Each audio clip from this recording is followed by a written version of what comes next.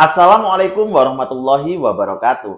Rahayu Sagung Dumadi, salam budaya. Bagi masyarakat Kecamatan Pesanggaran dan Siliragung, tentu tidak asing lagi dengan jembatan Talang Lawas.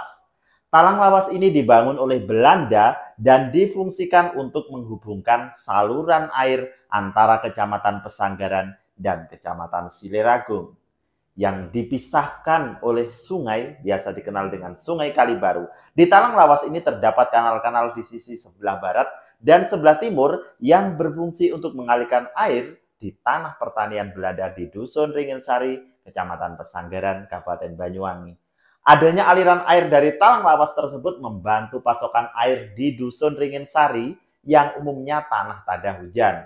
Menurut Mbah Daryono, salah satu sesepuh desa di sekitar Talang Lawas ini mengatakan jika Talang Lawas Pesanggaran ini dibangun oleh seorang insinyur pribumi yang menjadi arsitektur Belanda pada tahun 1930-an.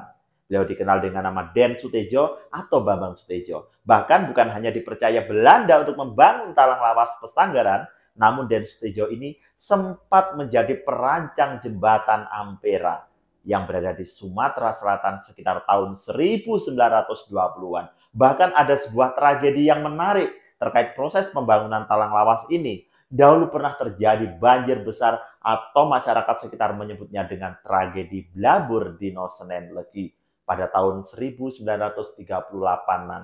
Banjir tersebut bercampur lumpur di Kali Baru dan menghanyutkan pohon beringin besar yang berasal dari longsoran di daerah Senepo Sepi. Akan tetapi, karena kuatnya struktur bangunan Talang Lawas ini membuat pohon beringin tersebut hanya menyangkut di struktur talang. Bahkan, banyak mobil Belanda yang dikerahkan untuk memindahkan pohon tersebut. Akan tetapi, hasilnya nihil. Di tengah kebingungan tersebut, akhirnya datanglah Den Sutejo yang datang dengan sedan putihnya sambil berjalan menuju tengah jembatan dan melepaskan pakaiannya, kemudian dilempar ke pohon beringin besar tersebut. Seketika itu, pohon beringin terlepas dari talang dan hanya bersama banjir bandang tersebut. Menurut Mbah Daryono, Den Sutejo itu orangnya sangat tegas. Ketika mengawasi para pekerja, Den Sutejo itu tidak segan untuk mengetuk-ngetuk struktur bangunan yang sudah jadi. Bahkan dia tahu loh, jika ada komposisi struktur bangunan yang dikurangi, dia tidak segan-segan untuk membongkar bangunan dan membangun lagi mulai dari nol. Pada tahun 1942, Jepang mulai masuk Indonesia dan mulai merebut wilayah-wilayah potensial di tanah air. Gedung-gedung dan bangunan-bangunan yang dikuasai Belanda, satu persatu mereka ambil alih, termasuk Talang Lawas. Saat mereka kalah perang, Belanda kembali datang dengan membonceng sekutu.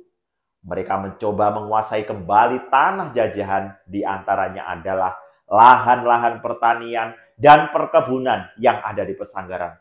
Tahun 1948, pasukan Belanda berduyun-duyun datang dengan tank dan kendaraan tempur mereka. Mereka berniat menguasai kembali wilayah-wilayah pertanian di seberang Kali Baru. Rakyat yang tak terima tanahnya dijajah kembali akhirnya melakukan sebuah perlawanan keras. Kanal yang berada di sebelah timur Talang Lawas mereka jebol demi memutus akses kendaraan Belanda yang hendak menyeberang. Akibatnya pasukan Belanda tertahan dan setelah perlawanan sengit tersebut masyarakat Pesanggaran akhirnya Belanda terpukul mundur. Sahabat Masyarakat Ros dimanapun berada, itulah sedikit cerita tentang sejarah Talang Lawas. Semoga bermanfaat bagi kita semuanya. Ayo belajar sejarah. Jangan pernah melupakan jasa para leluhurmu. Jangan lupa klik subscribe, like, share, dan komentar. Terima kasih. Salam budaya. Rahayu Sagung Dumadi. Wassalamualaikum warahmatullahi wabarakatuh.